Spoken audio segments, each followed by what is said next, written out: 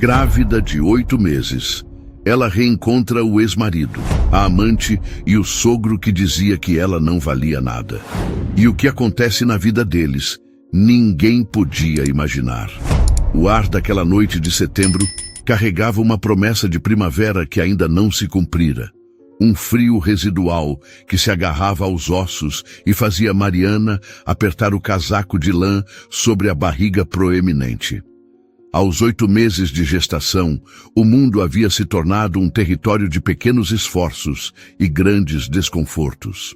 Cada passo era uma negociação cuidadosa com o próprio corpo, um equilíbrio precário entre o peso da vida que carregava e o cansaço que se acumulava em suas costas e tornozelos. A barriga, um globo perfeitamente redondo e tenso sob o vestido de malha escura, era seu centro de gravidade e, ao mesmo tempo, o epicentro de uma revolução silenciosa que transformara sua existência em um campo de ruínas e reconstrução.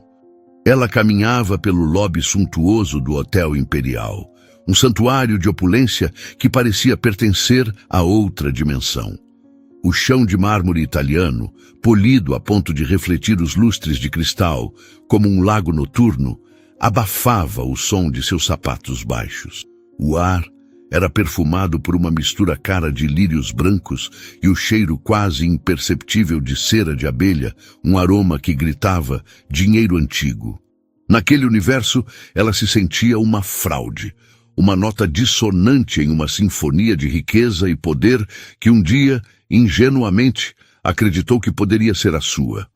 Sua amiga Laura a aguardava para jantar. Uma jornalista de renome, cuja vida era uma ponte aérea constante entre São Paulo, Brasília e o mundo, Laura estava na cidade por apenas 2 dias. Uma parada estratégica entre uma matéria sobre política e uma conferência internacional. O jantar era para ser um oásis, uma bolha de normalidade e afeto em meio à solidão metódica, que Mariana se impusera desde que seu casamento implodira. Era uma chance de respirar, de falar sobre trivialidades, de esquecer, mesmo que por algumas horas, o abismo que se abrira sob seus pés. Enquanto se dirigia ao elevador, que a levaria ao restaurante panorâmico, uma vibração familiar, o som abafado de aplausos e música instrumental, escapou de um dos grandiosos salões de festa do térreo. Por pura curiosidade, seu olhar desviou para a entrada do salão, onde um banner discreto, mas inconfundivelmente caro, em tons de azul marinho e dourado, anunciava: Construtora Luzmar, 30 anos construindo o futuro. O nome a atingiu como um soco no plexo solar, um golpe físico que a deixou sem ar. Luzmar, o império erguido pela família Luz, o legado de seu ex-marido, Eduardo. Um calafrio percorreu sua espinha, uma corrente elétrica de pânico que fez o bebê em seu ventre se agitar vigorosamente, como se pressentisse o perigo. Sua primeira reação foi instintiva. Fugir, virar as costas, apressar o passo, desaparecer na multidão anônima do lobby. Mas o destino, em sua crueldade teatral, tem um senso de timing impecável. No exato momento em que ela se virou, a porta dupla do salão se abriu, liberando uma lufada de ar condicionado e as figuras que assombravam seus pesadelos. Eles emergiram como uma aparição, um trio de poder e desprezo saído diretamente de seu passado mais doloroso. Eduardo estava no centro, a personificação do herdeiro bem-sucedido. O terno de alfaiataria, de um cinza chumbo que realçava seu porte atlético, parecia moldado em seu corpo. O cabelo, com um leve toque de gel, estava impecavelmente penteado para trás, e um sorriso de relações públicas, ensaiado e vazio, adornava seus lábios. Ao seu lado, pendurada em seu braço como um troféu de luxo, estava Camila, a noiva, a mulher por quem fora trocada. Ela era um espetáculo de seda champanhe, o vestido abraçando suas curvas de academia, a pele bronzeada contrastando com o brilho frio do colossal anel de diamante que parecia sugar toda a luz do ambiente. E um passo atrás, mas com a aura de quem realmente comandava a cena, estava o Sr. Augusto Luz, o patriarca, o arquiteto de sua humilhação. Um homem cuja voz grave e sentenciosa ainda ecoava em sua mente, repetindo a frase que selara seu destino.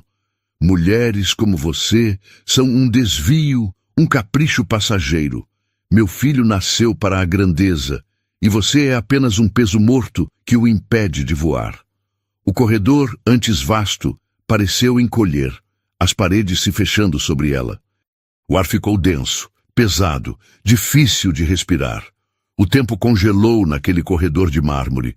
Os olhos de Eduardo, azuis e antes tão cheios de amor, encontraram os dela. Por uma fração de segundo, uma eternidade, ela viu um lampejo de choque, talvez até de uma culpa antiga e enterrada. Mas foi um fantasma de emoção, rapidamente exorcizado e substituído por uma máscara de fria e distante indiferença. Foi Camila quem quebrou o feitiço. Seus lábios se curvando em um sorriso que era pura malícia, desprovido de qualquer calor humano. Um sorriso de predador que encontrou sua presa. Ora, ora, sua voz, um contralto melodioso e venenoso, cortou o silêncio tenso.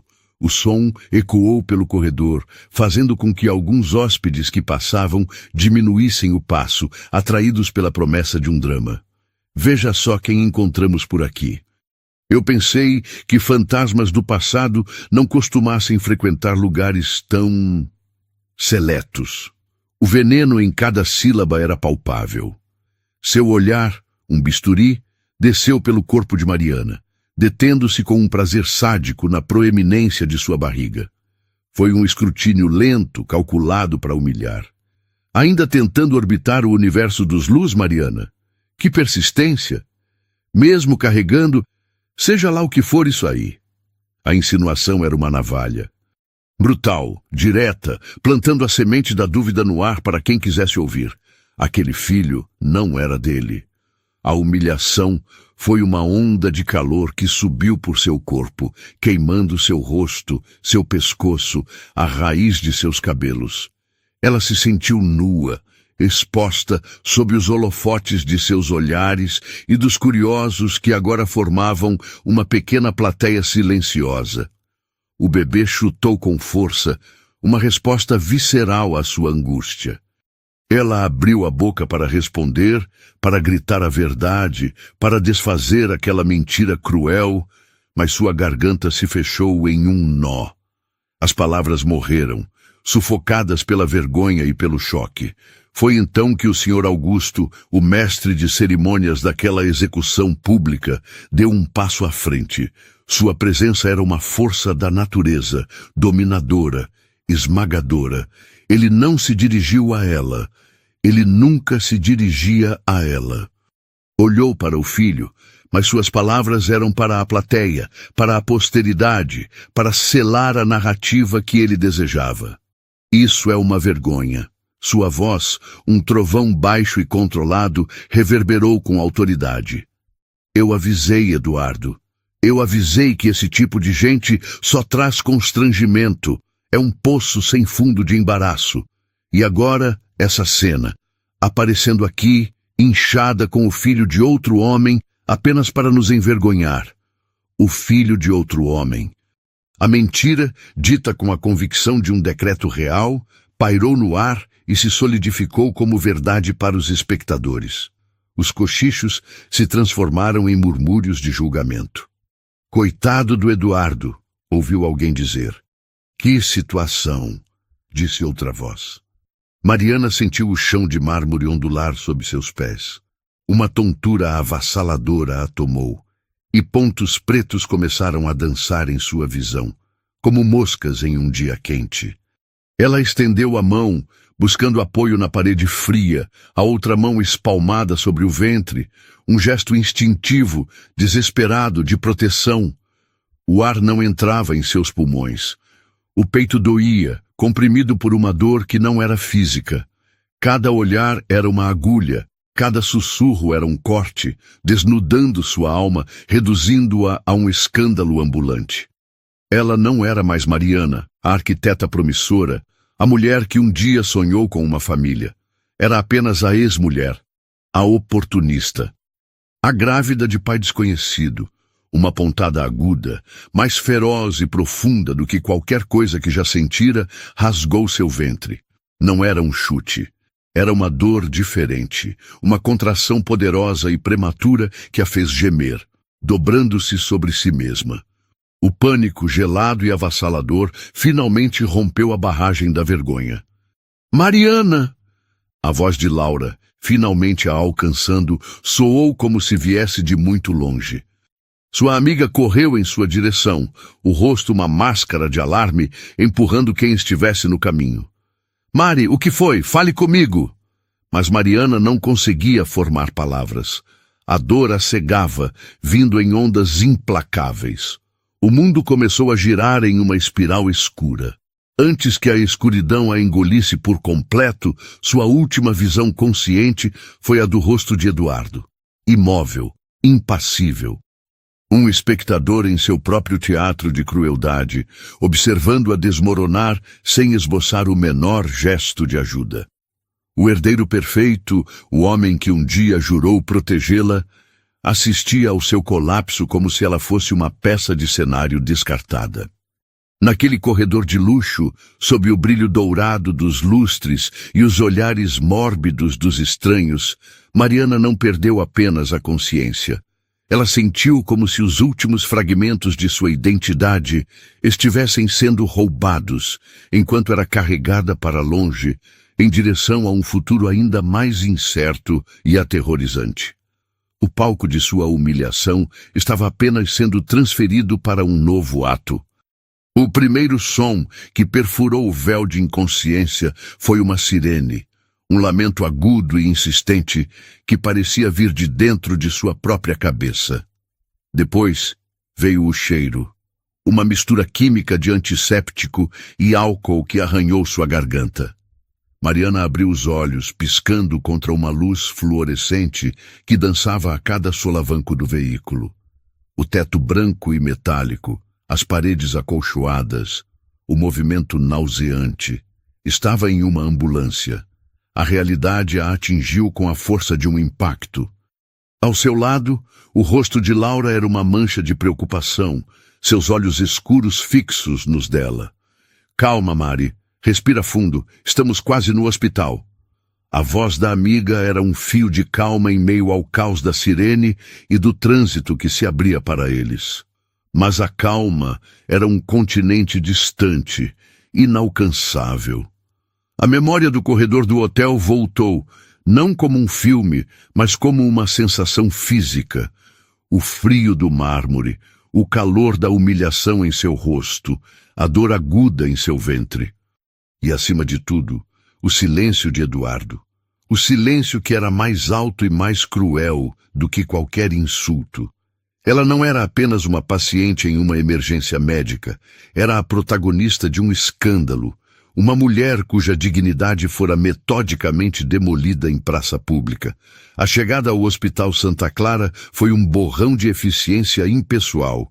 Macas correndo, portas automáticas se abrindo, vozes profissionais dando ordens. Gestante, 32 anos, 8 meses, pico de pressão e contrações, síncope. Lá era um conjunto de dados, um caso a ser resolvido. Levaram-na diretamente para a ala da maternidade, um andar que deveria ser o território da esperança, pintado em tons pastel e decorado com imagens de bebês sorridentes. Para Mariana, no entanto, aquele lugar se transformou instantaneamente em uma prisão. Um quarto privado, com a intenção de oferecer conforto, pareceu apenas uma cela de isolamento mais sofisticada. Após uma eternidade de exames, monitoramento fetal e coletas de sangue, a obstetra de plantão, uma mulher de meia-idade com um olhar que misturava competência e cansaço, entrou no quarto. Ela puxou uma cadeira, um gesto que indicava que as notícias não seriam simples. Mariana, começou ela, a voz suave, mas firme.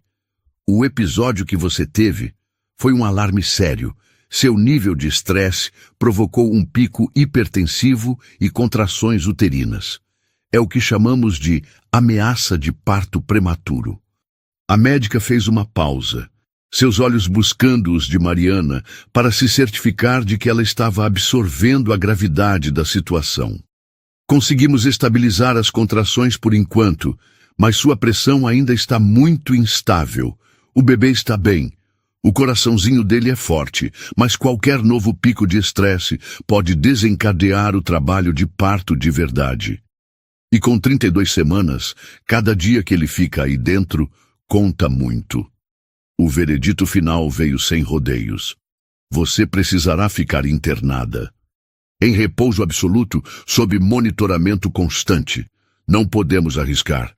Nossa prioridade máxima agora é garantir a segurança de vocês dois. A palavra internada ecoou no quarto silencioso. Não era uma sugestão, era uma sentença. Presa, vigiada, exposta. A solidão, que já era sua companheira constante, a engoliu por inteiro, uma onda escura e fria. Laura ficou com ela até o último minuto possível, adiando seu voo em algumas horas, tentando preencher o silêncio com palavras de encorajamento e promessas. Eu vou ligar para o Ricardo, meu amigo advogado. Ele é o melhor. Vamos ver o que pode ser feito sobre aqueles monstros, ela disse, a raiva vibrando em sua voz. E eu vou te ligar a cada hora. Você não está sozinha, ouviu? Mas quando a porta finalmente se fechou e os passos de Laura se afastaram pelo corredor, o silêncio que restou foi absoluto e esmagador. Mariana se encolheu na cama de hospital, o lençol fino e a camisola de algodão áspero parecendo frágeis demais para protegê-la. O quarto, com suas paredes de um bege impessoal e a vista para um pátio interno de concreto, tornou-se o palco de sua vulnerabilidade. Lá fora, o mundo continuava girando, e ela podia quase ouvir o zumbido das fofocas se espalhando pelos celulares e grupos de WhatsApp da elite da cidade. A história já devia estar polida e adornada com detalhes maliciosos. A ex-mulher desequilibrada de Eduardo Luz, grávida de um amante desconhecido, arma um escândalo e desmaia em um evento da família. A narrativa deles, a mentira cruel que eles proferiram com tanta confiança, já era a verdade aceita nos círculos que importavam. As horas se arrastaram, transformando-se em um dia, depois em outro. A rotina do hospital era uma tortura monótona. A aferição da pressão de madrugada, a troca de plantão das enfermeiras, as refeições sem gosto servidas em bandejas de plástico. As enfermeiras, em sua maioria, eram gentis e profissionais, mas Mariana não podia deixar de notar a curiosidade em seus olhares. Ela era o caso do Hotel Imperial. Sentia-se como um animal raro em um zoológico, um objeto de pena e cochichos. Cada vez que a porta se abria, seu corpo se enrijecia em um espasmo de medo. Seria um jornalista disfarçado de entregador de flores? Um oficial de justiça com uma intimação caluniosa da família Luz? Um fotógrafo com uma lente teleobjetiva tentando capturar sua imagem de desolação? O medo a fez se isolar ainda mais. Ela mantinha a TV desligada, o celular no modo avião, a cortina da janela fechada. Não tinha forças para encarar o massacre de sua reputação, que sem dúvida estava acontecendo online. Sua única conexão com a realidade era o movimento constante de seu filho. Os chutes, as viradas, as pequenas ondulações em sua barriga eram lembretes poderosos e silenciosos do porquê ela precisava resistir. Ela conversava com ele em sussurros, a mão espalmada sobre o ventre. Nós vamos ficar bem, meu amor. A mamãe vai te proteger. Nós vamos sair dessa.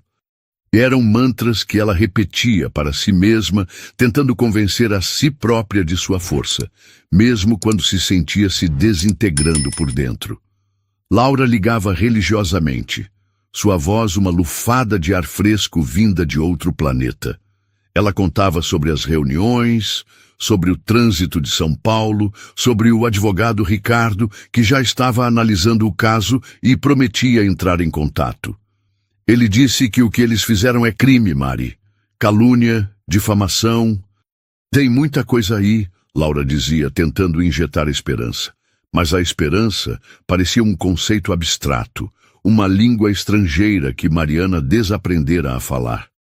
Você precisa tentar se distrair, Laura insistia. Peça para te trazerem livros, assista a uma série boba, não fique aí remoendo. Mas como se distrair quando sua própria vida havia se tornado um drama de horror? Como escapar para a ficção quando a realidade era mais cruel e inverossímil do que qualquer roteiro? Cada som do corredor era uma ameaça. Cada rosto desconhecido era um potencial inimigo. Ela se sentia nua, sem pele, cada nervo exposto. A humilhação não era mais apenas uma memória, era uma condição crônica, uma febre baixa que a consumia lentamente. Ela não imaginava, em seu isolamento e medo, que o destino ainda não havia terminado com ela. Aquele hospital, que deveria ser seu refúgio, seu santuário de cura, estava prestes a se tornar o próximo palco. E o próximo ato de sua tragédia pessoal seria ainda mais público, mais cruel e mais devastador do que o primeiro. Ela acreditava ter chegado ao fundo do poço, mas o destino estava cavando um novo andar, especialmente para ela. Na manhã do terceiro dia de internação, uma mudança sutil na atmosfera do andar despertou Mariana de seu torpor. Não era o barulho rotineiro da troca de plantão ou o tilintar do carrinho de medicamentos. Era uma agitação diferente, uma corrente de energia que subia pelos corredores, composta por vozes mais altas, passos mais apressados e um zumbido elétrico de antecipação. Ela afastou a bandeja do café da manhã intocado e aguçou os ouvidos. O som de equipamentos sendo arrastados, cabos sendo estendidos e o clique inconfundível de câmeras fotográficas sendo testadas a fizeram gelar. Um medo primordial, frio e pegajoso, começou a subir por sua espinha. Aquilo não era normal. Aquilo não era rotina de hospital. A porta de seu quarto se abriu com um rangido suave e uma das enfermeiras mais jovens, uma moça chamada Cíntia, que sempre lhe dirigia um sorriso solidário, entrou apressada. Seu rosto estava tenso. Dona Mariana, ela começou a voz baixa, quase conspiratória. Eu vou fechar a sua porta e a cortina, tudo bem? É melhor a senhora não sair do quarto por um tempo. A urgência em sua voz confirmou os piores temores de Mariana. O que está acontecendo, Cíntia? Que barulho é esse? Ela perguntou, o coração já martelando em um ritmo descompassado contra as costelas. A enfermeira hesitou, mordendo o lábio, claramente desconfortável. É a construtora Luzmar. Ela finalmente admitiu, como se pronunciasse o nome de uma doença. Eles estão fazendo um evento aqui, uma coletiva de imprensa para anunciar uma doação para a ala pediátrica. O hospital não teve como recusar. Eles são os maiores patrocinadores. A notícia caiu sobre Mariana como uma avalanche. Ali, no mesmo hospital, no mesmo andar. A coincidência era tão perversa, tão cruelmente arquitetada, que só podia ser obra do destino. Ou pior, uma demonstração de poder deliberada da família Luz. Eles estavam marcando território, mostrando que nem mesmo ali, em seu estado de maior vulnerabilidade, ela estava a salvo de sua influência. Eles eram onipresentes, seu poder se infiltrando pelas paredes, contaminando seu único refúgio. A vontade de se encolher sob os lençóis, de se tornar invisível, era avassaladora. Mas então, algo mais forte, uma faísca de pura e teimosa indignação, se acendeu dentro dela. Ela não era uma prisioneira, não cometera crime algum. Aquele corredor também era seu, o ar daquele hospital também lhe pertencia. Com um esforço que lhe custou cada átomo de energia, ela empurrou os lençóis. Eu preciso de um pouco de ar, disse ela, mais para si mesma do que para a enfermeira. Só vou até a janela no final do corredor. Ignorando o olhar apreensivo de Cíntia, ela vestiu o roupão puído sobre a camisola de hospital, calçou os chinelos e, usando o suporte do soro como uma bengala improvisada, caminhou lentamente para fora do quarto. Cada passo era um ato de desafio. Ela só queria ver o céu, sentir um vislumbre do mundo exterior, reafirmar sua existência para além daquelas 4 paredes beges.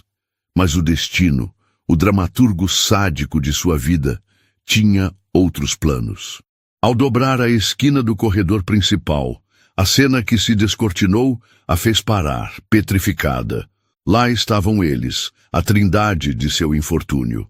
Augusto, Eduardo e Camila, posicionados impecavelmente em frente a um grande banner azul e dourado da Luzmar. Estavam a menos de 20 metros de distância, cercados por um enxame de repórteres, fotógrafos e cinegrafistas. Augusto, com sua postura de estadista, discursava em um microfone sobre a importância da responsabilidade social, sobre o compromisso inabalável da empresa com o bem-estar da comunidade. As palavras tão nobres e ocas eram uma profanação naquele ambiente. E então, como se atraído por um imã, o olhar de falcão de Camila varreu o corredor e a encontrou. O sorriso venenoso que Mariana conhecia tão bem floresceu em seus lábios, um botão de maldade desabrochando. Com um toque sutil no braço de Eduardo, ela o fez virar. O choque inicial no rosto dele foi rapidamente substituído por uma máscara de irritação e desprezo. Camila, percebendo que a presença de Mariana havia capturado a atenção de alguns jornalistas mais atentos, viu sua oportunidade. Ela não a desperdiçaria. Dando um passo à frente, projetando a voz para que todos ouvissem, ela destilou seu veneno. Vejam só, senhoras e senhores.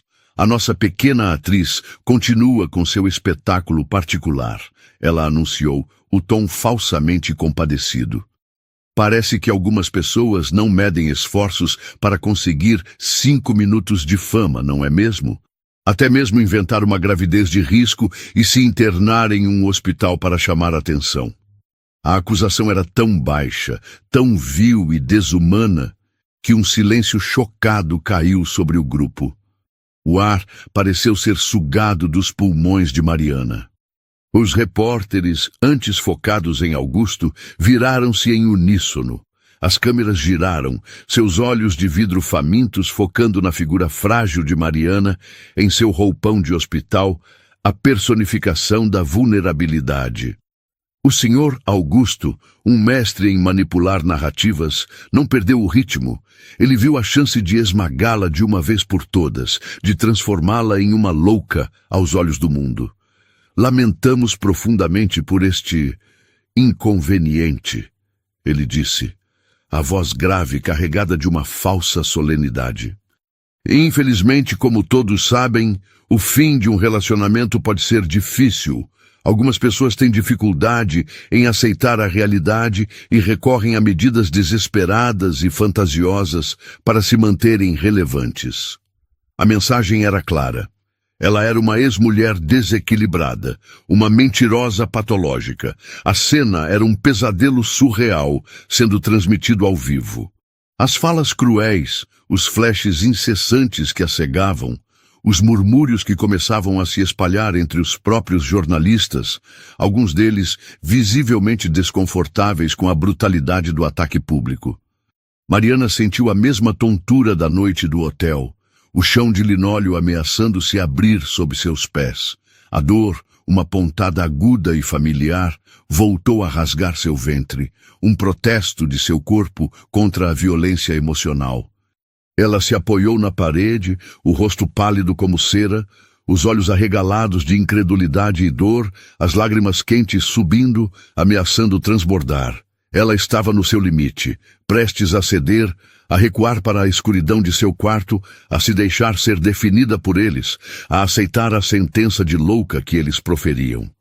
O espetáculo estava quase completo, mas então uma mão segurou a sua.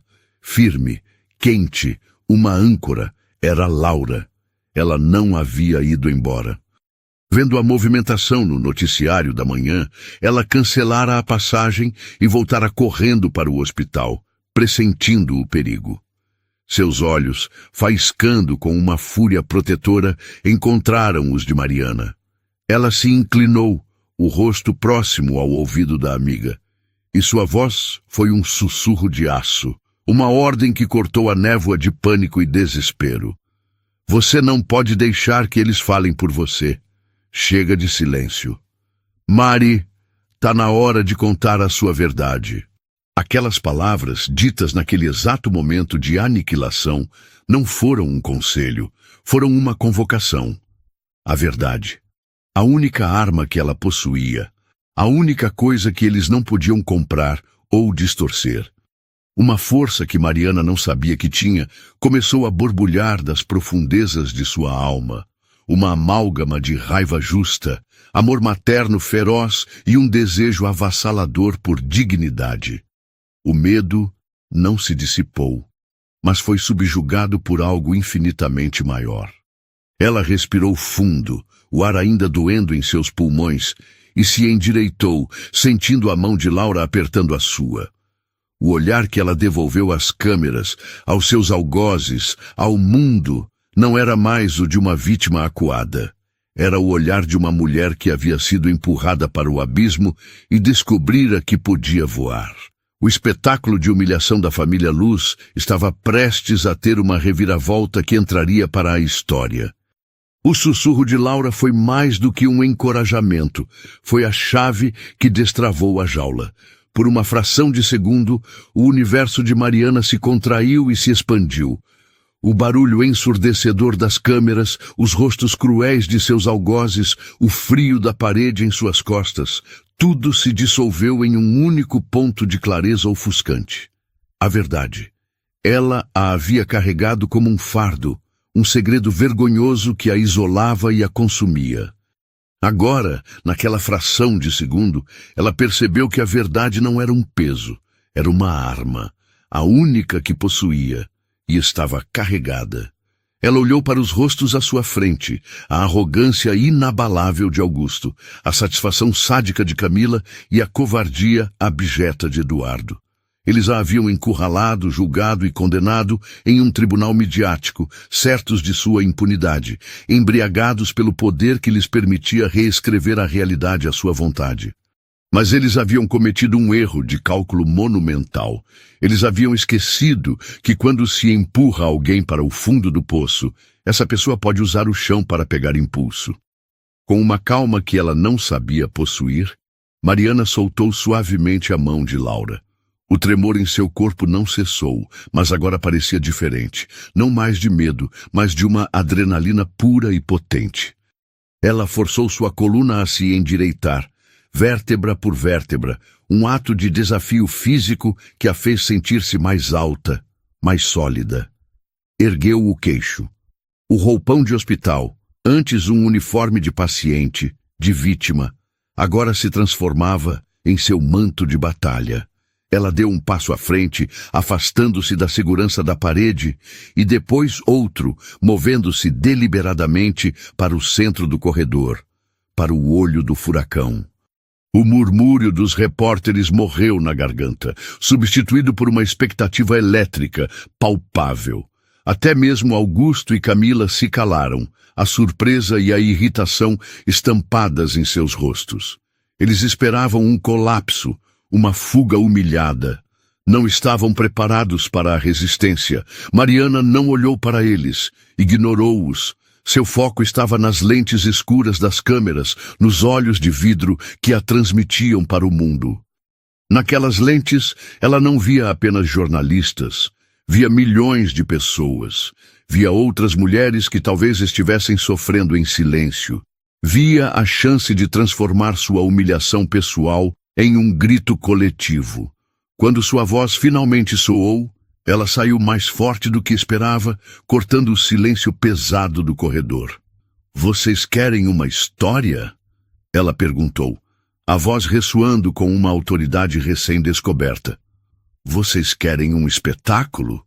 Ótimo! Eu vou dar um a vocês. Mas não será a farsa que a família Luz preparou para hoje." Um suspiro coletivo percorreu a pequena multidão. Ela tinha a atenção de todos. Lentamente, ela se virou, posicionando-se de perfil para as câmeras, sua barriga de 8 meses emoldurada pela luz fria do hospital. Então, ela ergueu o braço e apontou um dedo firme que não tremia diretamente para o rosto de Eduardo. Ele recuou um passo como se o gesto fosse um golpe físico. Este bebê, a voz dela subiu uma oitava, vibrando com uma convicção que fez o ar crepitar. Este bebê que eles tratam como um objeto de vergonha. Esta vida que eles insinuam ser um erro ou uma mentira. Tem um pai. E o pai dele está bem ali. O nome dele é Eduardo Luz. A declaração detonou no corredor com o impacto de uma granada. O caos foi instantâneo e absoluto. Gritos, exclamações de choque, perguntas sendo atiradas de todas as direções. O quê? É verdade, Eduardo? Senhor Augusto, isso é uma acusação séria. Os repórteres, antes cordeiros passivos no evento da Luzmar, transformaram-se em uma matilha de lobos famintos, farejando o cheiro de sangue e escândalo. A coletiva de imprensa sobre filantropia havia se tornado, em um piscar de olhos, o julgamento público da família mais poderosa da cidade. O rosto perfeitamente maquiado de Camila se desfigurou em uma careta de fúria. Sua mentirosa, víbora desesperada, ela sibilou, mas sua voz foi engolida pelo tumulto crescente. O Sr. Augusto, o homem que jamais perdia a compostura, sentiu o chão sumir sob seus pés. Seu rosto passou do bronzeado ao vermelho púrpura, as veias saltando em sua têmpora como cordas prestes a arrebentar. Seguranças! Seguranças! Tirem essa mulher desequilibrada daqui agora! Ele berrou, a voz rouca de pânico e raiva. Mas era tarde demais. O gênio havia saído da garrafa e não havia como colocá-lo de volta. A verdade, uma vez dita, adquire vida própria. Mariana permaneceu firme, uma rocha em meio à tempestade. Sua voz se ergueu novamente, mais alta, mais clara, cortando a cacofonia. Ele não é apenas o pai, ele é o homem que me abandonou no momento em que eu mais precisei. Ele é o homem que, junto com sua família, me ofereceu dinheiro para que eu tirasse a vida do nosso filho. Para que eu fizesse um aborto e desaparecesse, para não manchar a imagem de bom moço e o futuro brilhante que o papai comprou para ele. Cada palavra era um prego no caixão da reputação deles. Ela fez uma pausa dramática, seus olhos cravados nos de Eduardo, que agora estava branco como a parede atrás dele, paralisado, os olhos arregalados de pânico, um ator que esquecera todas as suas falas no meio da peça. Quando eu recusei, continuou Mariana, quando eu escolhi ter o meu filho, eles declararam guerra. Eles decidiram me destruir, me humilhar, me pintar como louca, como golpista. Tudo para esconder a própria covardia, tudo para proteger a mentira em que vivem. A emoção crua e a dor genuína em sua voz eram impossíveis de fabricar. Não havia um pingo de hesitação, de dúvida. Era a verdade em sua forma mais pura e devastadora. Eu não tenho o império da família Luz, ela disse, abrindo os braços em um gesto que englobava sua própria fragilidade, o roupão, a pulseira do hospital. Eu não tenho advogados caros em minha folha de pagamento. Eu só tenho a minha palavra e a vida que cresce e se mexe dentro de mim. Ela pousou a mão sobre o ventre, um gesto que era ao mesmo tempo de proteção e de afirmação. Mas eu faço uma promessa a todos vocês que estão filmando, a cada pessoa que vai assistir a isso. Quando o meu filho nascer, a verdade não será mais apenas a minha palavra. A verdade estará estampada no rosto dele. E contra um exame de DNA não existe império, não existe mentira e não existe poder que possa lutar. A palavra DNA foi a bala de prata, o golpe de misericórdia. O caos se transformou em um frenesi absoluto. Os jornalistas, sentindo que tinham em mãos a história da década, avançaram como uma maré, cercando a família Luz. Microfones eram empurrados na cara de Eduardo. Você vai fazer o teste de paternidade? É verdade que você ofereceu dinheiro para um aborto? Encurralados, a família tentou uma retirada tática, mas agora parecia uma fuga. Seguranças corpulentos abriram caminho à força, empurrando cinegrafistas e repórteres. As câmeras, implacáveis, os seguiram, registrando cada segundo daquela caminhada da vergonha. O rosto de Augusto era uma máscara de ódio impotente. O de Camila, uma mistura de pânico e humilhação pública. E Eduardo, o herdeiro dourado, parecia um homem oco quebrado, o peso de suas escolhas finalmente desabando sobre seus ombros em tempo real, para todo o país assistir. Enquanto eles fugiam, Mariana permaneceu ali, imóvel, o centro calmo do furacão que ela mesma criara. Laura a abraçou, e as lágrimas que Mariana segurara com tanta força finalmente rolaram por seu rosto.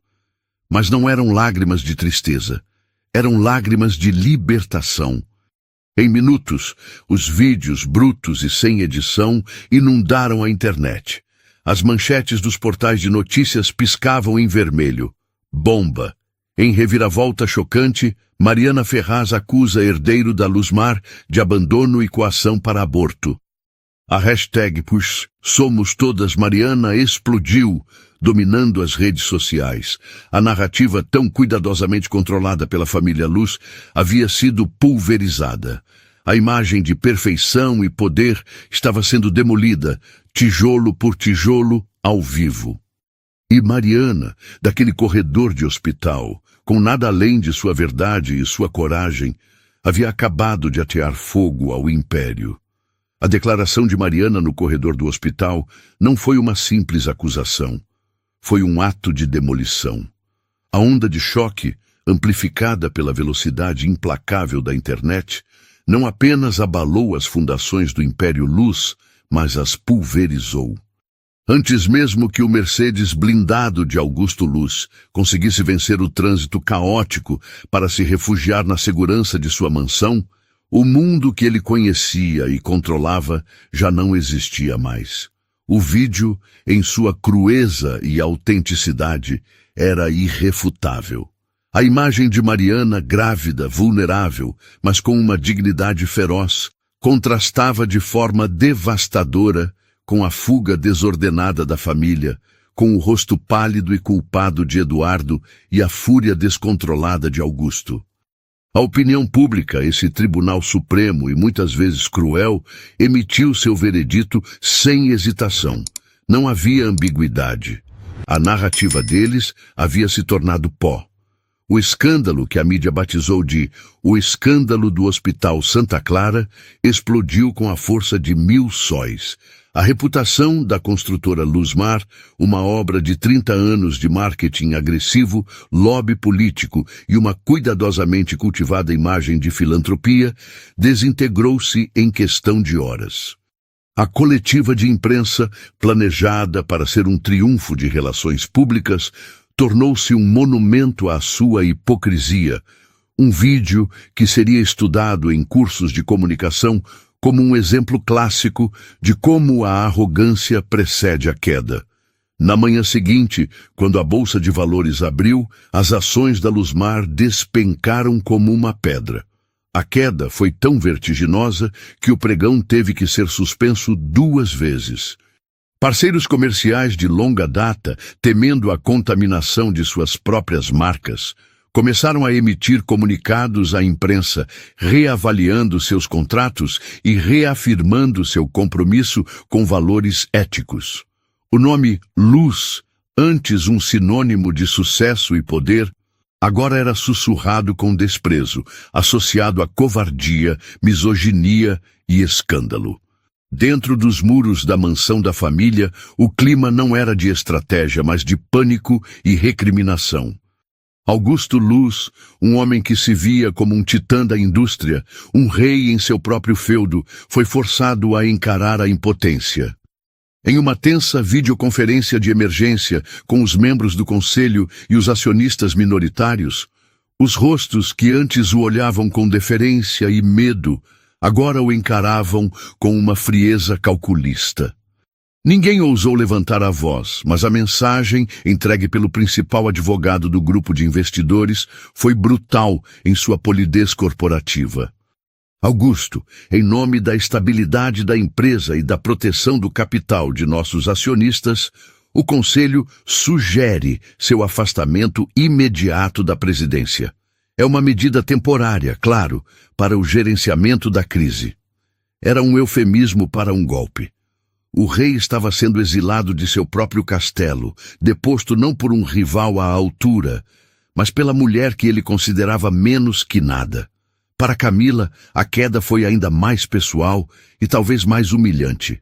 Sua identidade era sua imagem. Sua carreira era ser vista, ser fotografada, ser invejada. Agora seu rosto estava em toda parte, mas associado às piores legendas. Os memes a retratavam como a madrasta má, a megera calculista. Vídeos antigos de sua ostentação eram reeditados com a fala cruel do hospital. As marcas de luxo, que pagavam fortunas para tê-la em seus eventos, romperam os contratos com notas curtas e secas. Suas amigas da alta sociedade pararam de atender suas ligações. O anel de diamante, que ela antes exibia como um cetro, agora queimava em seu dedo como a marca de sua associação com o homem mais desprezado do país. Em uma noite de fúria e pânico, ela confrontou Eduardo. Não houve lágrimas, apenas um ódio gelado. Você destruiu tudo, você e sua família doente. Eu não vou afundar com este navio. Ela arrancou o anel, atirou-o contra o peito dele e na manhã seguinte já estava em um jato particular, rumo a um destino não revelado, apagando suas redes sociais e desaparecendo em uma tentativa desesperada de se desvincular do sobrenome Luz e salvar o que restava de si mesma. Eduardo ficou para trás, um náufrago nos destroços de sua própria vida. Abandonado pela noiva, deserdado funcionalmente pelo pai e transformado em um vilão nacional. O desespero o tornou estúpido. Ele recorreu à única solução que sua mente limitada conseguia conceber: dinheiro e manipulação.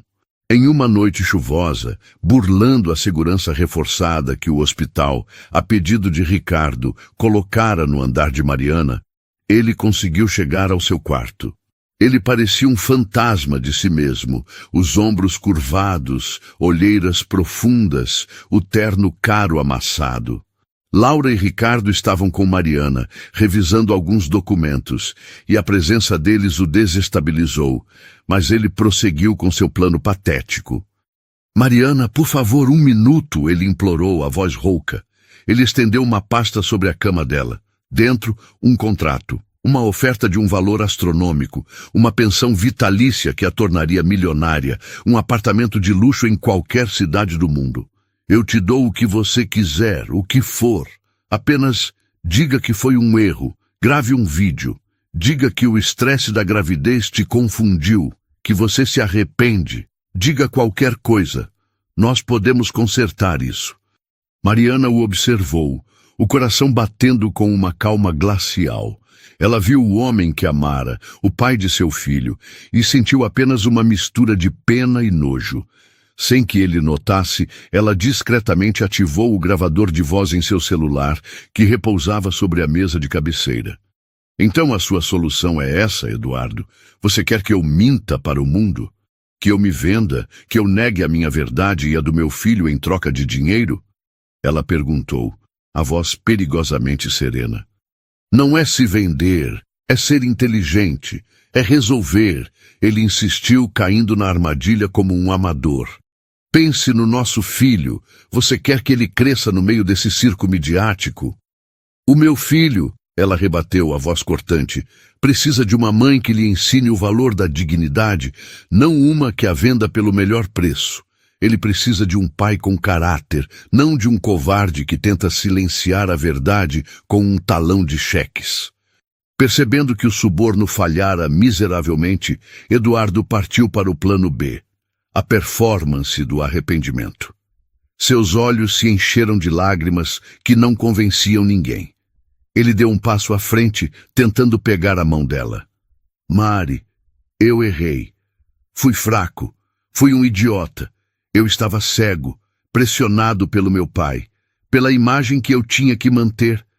Mas tudo isso, essa explosão, me fez acordar. Me fez ver que a única coisa que importa é você. É você que eu amo. Sempre foi. Eu quero recomeçar, nós três, uma família de verdade, longe de tudo isso. As palavras, que um dia teriam sido a música mais doce para seus ouvidos, agora soavam como um insulto. Ela puxou a mão de volta com um movimento brusco. O olhar dela, antes cheio de dor, agora era de um aço polido. Meu filho terá um pai no registro, Eduardo. Ele terá o seu nome, porque é direito dele. Ele terá a pensão que a lei determinar, porque é obrigação sua, ela disse. Cada palavra uma martelada. Mas um marido covarde na minha vida. Nunca mais. Agora saia do meu quarto. Ela ergueu o celular, mostrando a tela de gravação. E se você, ou qualquer pessoa da sua família, ousar me procurar ou me ameaçar novamente, esta conversa será a trilha sonora do próximo capítulo do seu inferno particular. Derrotado, desmascarado e duplamente humilhado, Eduardo recuou, o rosto uma máscara de choque e derrota. A porta se fechou atrás dele, um som definitivo. E com ela, se fechou para sempre a possibilidade de qualquer retorno. Mariana não era mais a mulher que ele destruiu. Ela era a mulher que se recusou a ficar em ruínas e, no processo, demoliu o mundo dele. A tempestade, por mais violenta que tenha sido, finalmente passou. Algumas semanas depois daquela noite chuvosa e da última e patética tentativa de Eduardo, o sol nasceu em uma manhã clara e fresca, indiferente aos dramas humanos. E foi nesse dia, em um parto tranquilo e cercado de paz, que Lucas veio ao mundo. No instante em que a enfermeira o colocou em seus braços, o universo de Mariana se reconfigurou. O peso do mundo, a memória da humilhação, a cicatriz da traição, tudo se dissolveu no calor daquele pequeno corpo contra o seu. Ele era perfeito.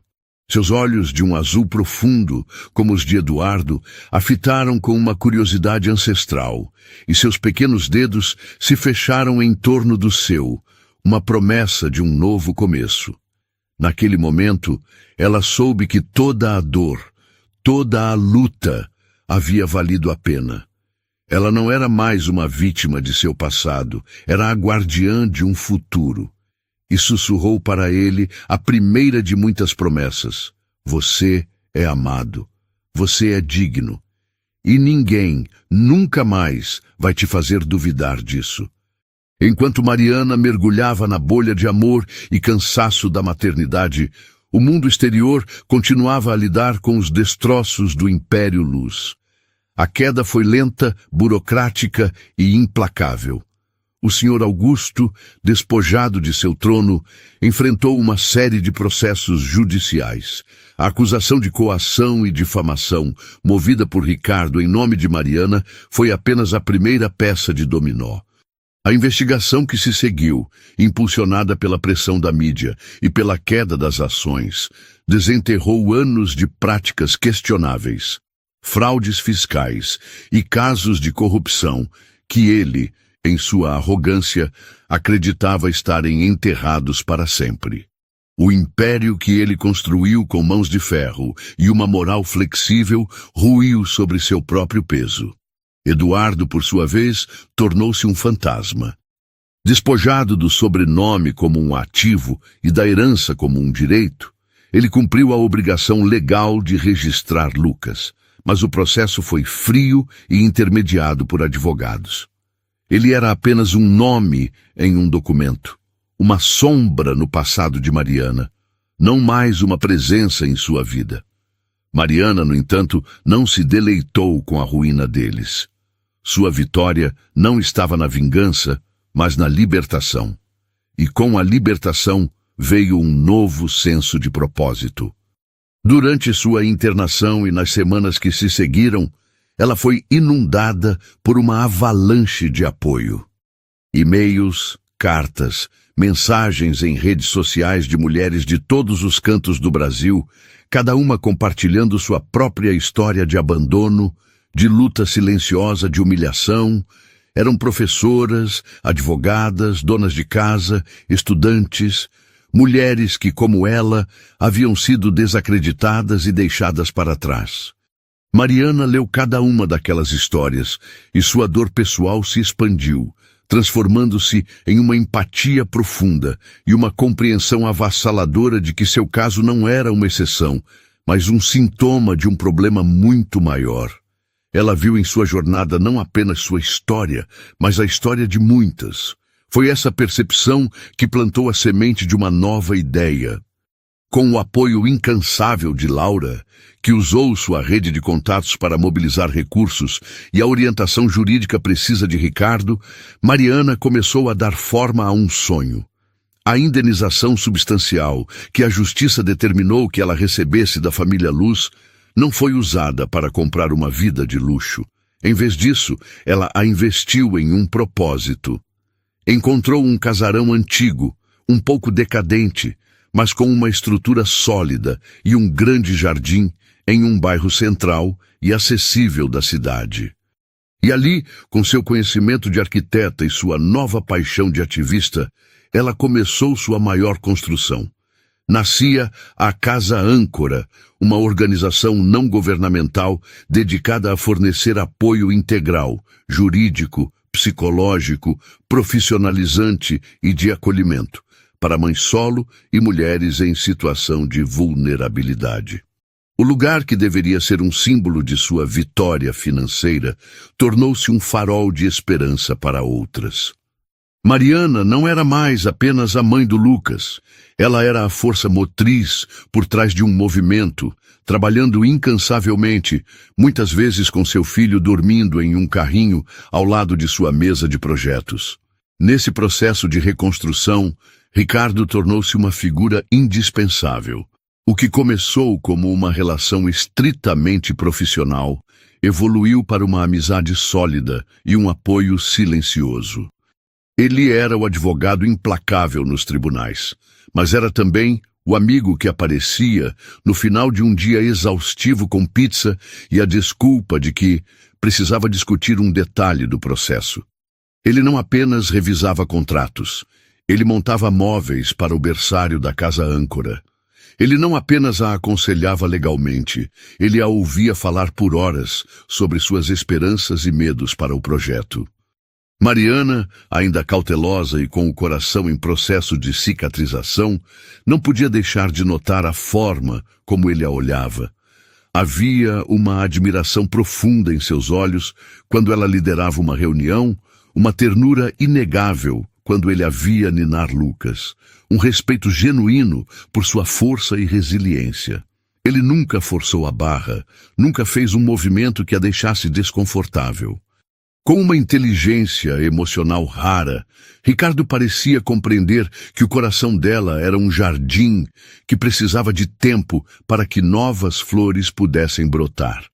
Ele simplesmente estava lá, uma presença constante, confiável e gentil. E aos poucos, sem que ela mesma percebesse, as defesas que Mariana havia erguido ao redor de si começaram a ceder. A ideia de um novo amor, que antes parecia uma impossibilidade, uma traição à sua própria independência, começou a se transformar em uma possibilidade distante e talvez bem-vinda.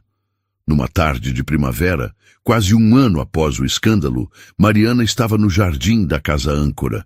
O lugar estava vibrante, cheio do som de risadas de crianças e da conversa animada de um grupo de mulheres em uma oficina de artesanato. Lucas, já dando seus primeiros passos vacilantes, corria pela grama, perseguindo uma borboleta. Ricardo se aproximou, trazendo 2 copos de suco, e sentou-se ao lado dela no banco de madeira. Eles ficaram em silêncio por um momento, apenas observando a cena. Você construiu algo realmente incrível aqui, Mariana, ele disse finalmente, a voz carregada de uma sinceridade que a tocou profundamente. Ela olhou para ele, um sorriso genuíno, leve e livre de sombras, iluminando seu rosto. Nós construímos, ela corrigiu, e no olhar que trocaram havia uma promessa silenciosa de futuros compartilhados. Naquele momento, sob o sol quente da tarde, Mariana sentiu uma paz que não conhecia há anos. Ela olhou para seu filho, para a casa que se tornara um refúgio para tantas, para o homem ao seu lado, e compreendeu a verdadeira dimensão de sua jornada. Sua dignidade não fora devolvida. Fora ela quem a reclamara. Seu valor não fora concedido. Fora ela quem o construíra. Ela não precisava do sobrenome Luz, de seu dinheiro ou de sua aprovação para ser completa. Ela era Mariana Ferraz, mãe, arquiteta, fundadora. Uma mulher inteira, dona de seu destino e autora de sua própria e luminosa história. O futuro era uma página em branco, e pela primeira vez ela sentia uma alegria imensa e serena por ser a única a segurar a caneta. E você, o que achou do desfecho da história de Mariana? Deixe sua nota de 0 a 10 para essa história aqui nos comentários. Se histórias de superação, coragem e reviravolta como essa te inspiram, então você está no lugar certo. Se inscreva agora no nosso canal e ative o sininho, porque a cada vídeo mergulhamos juntos em um novo universo de emoções. Aqui, sua presença não é só um número, é parte da nossa comunidade. Um abraço imenso e te espero na nossa próxima história.